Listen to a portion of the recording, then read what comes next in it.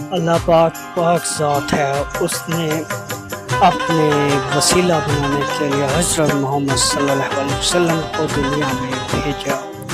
उसके वसीले से ये सैयद ज़ात दुनिया में अरूज पाई। ये सैयद ज़ात जो कि हज़रत मोहम्मद सल्लल्लाहु अलैहि वसल्लम की निस्बत में दुनिया में तशरीफ़ लाई, आज भी इसमें पाकिस्तान में मौजूद है। और ये जो वाक़या वीडियो है, गोया शरीफ से ये तलक शरीफ बुखारी